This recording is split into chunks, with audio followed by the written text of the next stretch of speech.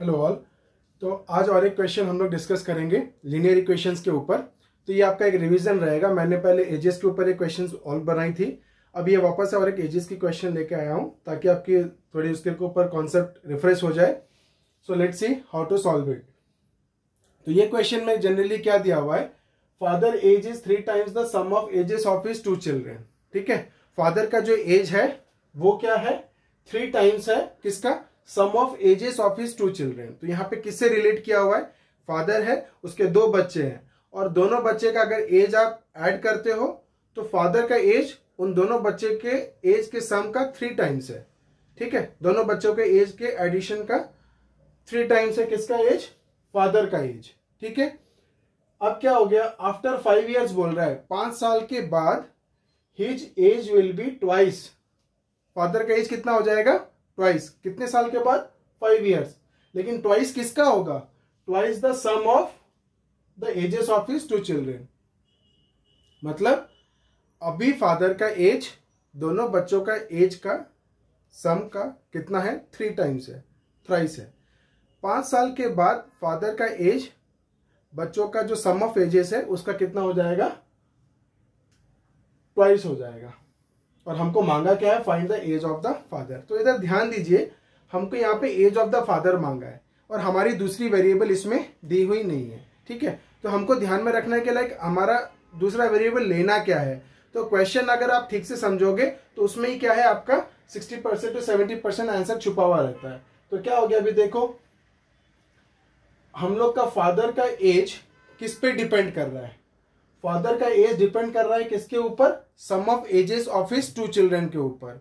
बाकी रिलेशनशिप बाद में देखेंगे, 3 times है, 2 times है, लेकिन वो किस पे डिपेंड कर रहा है, sum of ages of his 2 children. तो sum of age of his 2 children हमारा एक वेरिएबल हो जाएगा एंड जो फादर का एज है वो क्या हो जाएगा, हमारा दूसरा वेरिएबल हो जाएगा। तो देखो इसको हम लोग स्टेप बाय स्टेप सॉल्व करते हैं। तो ये क्वेश्चन में क्या है, थोड़ा सा ट्रिक है और कहाँ एक सिली मिस्टेक होता है, जनरली मोस्ट ऑफ द बच्चों का कहाँ सिली मिस्टेक होता है वो हम देखेंगे। ठीक है, तो हम पहले क्या लेते हैं, let the age of the father, let the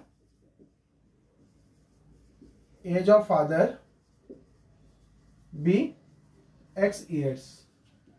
father का एज हमने क्या कर लिया, x years पकड़ लिया। अब दूसरा वेरिएबल क्या है, फादर का एज डिपेंड कर रहा है किसके ऊपर, sum of ages of his 2 children के ऊपर। तो हम क्या लेंगे, let the sum of ages of 2 children be y years। दोनों बच्चों का सम ऑफ द एजेस को मैंने क्या पकड़ लिया, y years। अब अकॉर्डिंग टू क्वेश्चन जाएंगे, वो क्या कहना चाहता है, father age is 3 times the age of his 2 children. Father का जो एज है वो दोनों बच्चों का एज का कितना है, 3 times। तो मैं लिख रहा हूं, देखो फादर्स एज कितना है, x years। तो मैं लिख रहा हूं according to question, father's age is मतलब क्या हो जाएगा, इक्वल टू 3 times, मतलब मल्टीप्लीकेशन। तो 3 times किसका, the sum of the ages of his 2 children. तो sum of the ages of his 2 children क्या है, y years। तो क्या हो जाएगा, 3y। Father's age is 3 times the sum of the ages of his 2 children. तो यहां से हमारी इक्वेशन क्या बनती है, x minus 3y is equal to 0। ये मेरा हो गया इक्वेशन नंबर 1।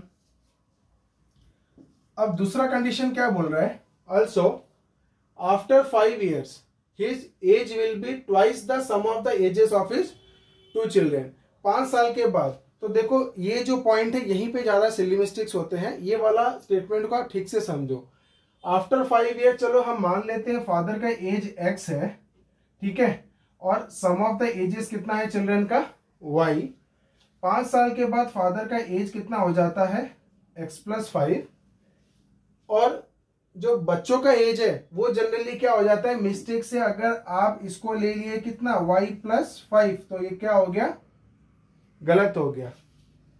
क्या हो गया, गलत हो गया। क्यों गलत हो गया, 5 साल के बाद फादर का एज x+5 बढ़ेगा, बट y क्या था, y हमारा क्या था, sum of the ages of 2 children था। तो अगर उसके 2 बच्चे हैं तो एक बच्चा अगर 5 साल के बाद 5 बढ़ेगा, आपने सिर्फ 5 बढ़ाया, तो 5 बढ़ेगा तो दूसरा वाला वही नहीं रहेगा ना, वो क्या होगा, वो भी और 5 बढ़ेगा।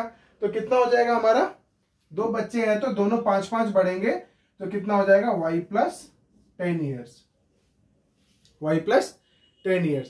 तो यही जो जगह है ये है हमारा मिस्टेक होने का जगह। ये आपको ध्यान रखना है। कभी ये क्वेश्चन 2 बच्चों के ऊपर दे सकता है, 3 बच्चों के ऊपर दे सकता है। तो 3 बच्चों के ऊपर दिया तो आपको यहाँ पे 15 करना पड़ेगा, 4 बच्चों के ऊपर दिया तो आपको 20 करना पड़ेगा। ठीक है, तो ये नॉर्मली अब हम आगे चलते हैं। तो आफ्टर 5 ईयर्स, तो मैं यहाँ लिखता हूं आफ्टर 5 ईयर्स, 5 साल के बाद फादर्स का एज कितना, या डायरेक्ट आप इक्वेशन में भी जा सकते हो, फादर्स और इसका एज निकालने की जरूरत नहीं है।